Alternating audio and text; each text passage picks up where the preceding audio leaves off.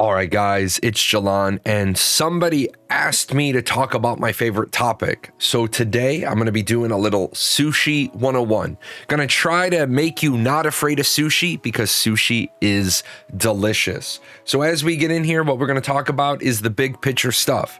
Want to let you know, a lot of times when you look up sushi, you're going to see some familiar words. You're going to see nigiri. You're going to see sashimi. I want to let you know that sashimi is not technically sushi. The telltale sign of sushi is vinegared rice, so sashimi is just a slice of prepared fish. A little Jahlon tip for you: if you're going to eat nigiri, try eating it upside down. Dip the fish into the soy, but do not dip the rice so that your rice doesn't absorb too much soy and give you a very salty taste. Most Westerners, when you're talking about sushi, you're referring to maki and uramaki. You can see in maki, you're going to have that sushi rice wrapped in seaweed. In uramaki, your roll is going to be wrapped in the sushi rice. Finally, you've got tamaki. If this is Sushi 101 and you're not familiar with sushi, do not mess with tamaki yet. Get your feet underneath you. Now, for the rest of this video, I do want to tell you I'm going to be showing some pictures. This is going to be from my good friends over at Saki Sushi Bar and Grill in O'Fallon, Illinois. I want to give them a shout out because I use their pictures. But even though I use their pictures, I'm going to show you mine so you can see the menu picture and then the reality of what comes out to the table. Now, the big thing people get afraid of is they say, I don't like fish. And that's okay, because not all sushi is raw fish. One of the good things about sushi places is they like to have a variety of items for people. This is a veggie roll. And in this veggie roll, you're going to have asparagus, avocado, cucumber, and Japanese pickles. Now, I know all the guys in the audience right now are saying, Jay, I'm not going out to a sushi place to eat little bites of vegetables. And that's okay. I got you. There's places and they make a amazing roll, and you'll see, look at the deliciousness that is this roll.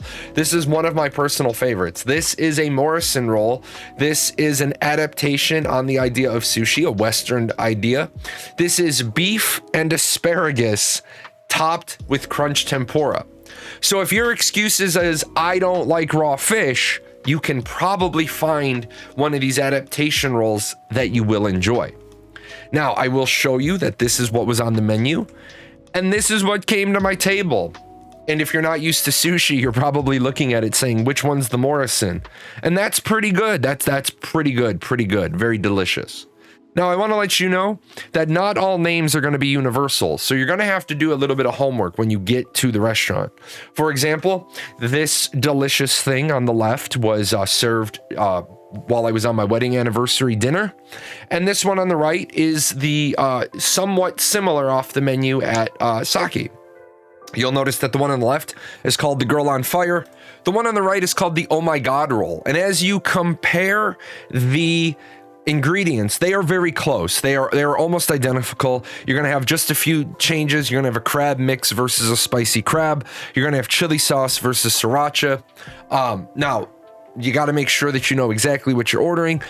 Very delicious roll. Do not be afraid of it. If you like all the ingredients, definitely try it. I also want to let you know that just because you have a favorite roll doesn't mean the results from place to place are going to be universal. For example, I will talk about Philadelphia rolls, and you got a Philadelphia roll on the left and the right. On the left, it's going to be smoked salmon, cream cheese, and scallions. And on the right, it's going to be smoked salmon, cream cheese, avocado, and cucumber. Now, these are going to be two different palatable experiences. Over here on the left, you have a very thick chunk of smoked salmon, but you also have a very, very thick chunk of cream cheese.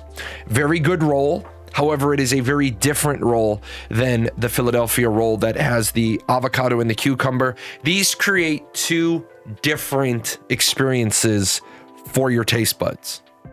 Another huge thing about sushi is meant to be shared. The experience is meant to be shared. The rolls are meant to be shared. And I know this is a little weird for the Western audience because in the Western world, we tend to treat our plate like we're a dog and it's our dog bowl. We don't want to share.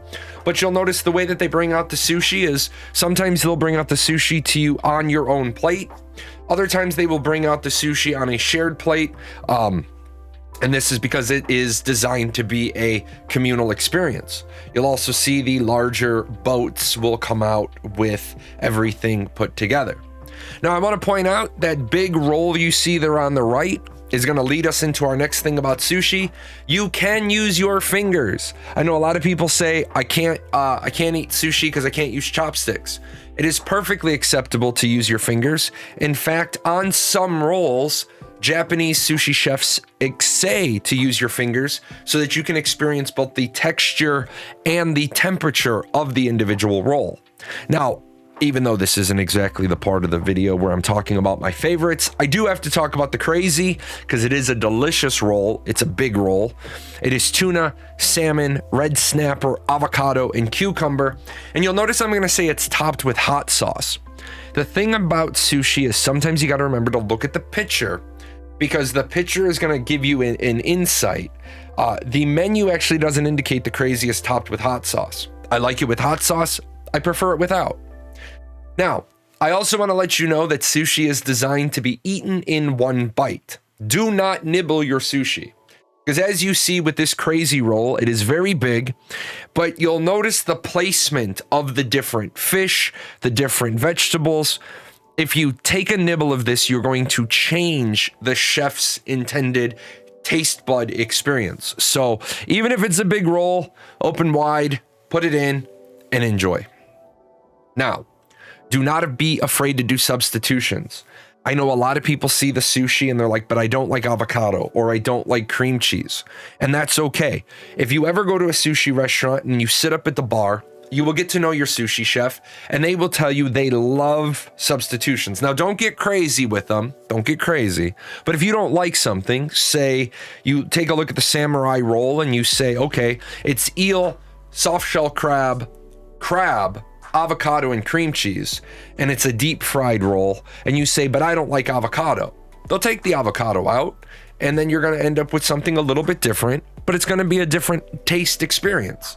There's a lot of rolls that might have avocado and no cream cheese. You can take out the cream cheese and put in avocado, or you can take out avocado and put in cream cheese. Some recommendations. Oh, my favorite part of the video. Here's some of my personal favorites. If you're just getting started with sushi, this is a very simple, easy, low threat starting sushi roll. You can start with a California roll. And what it is it's going to be crab, avocado, cucumber, and masago. Now, masago is fish eggs. It's the orange stuff around the edge. Don't be afraid of it. It's very tasty. You'll see here is the menu picture, and here's what comes to the plate, and pretty good, pretty close. The next one up is going to be, I already talked about the Philly roll, smoked salmon, cream cheese, avocado, and cucumber. Again, make sure you know exactly what's coming in your Philly roll. And then this is what actually came to the table. So little bit different than what you see in the picture, but pretty close. Another great one is this one, and I know this one looks scary. This looks like it could be a lot of different dishes. This is actually an Osaki roll. And what it is a shrimp tempura, avocado, cream cheese, topped with tuna, crunchy tempura, masago, scallions, and 3 sauces.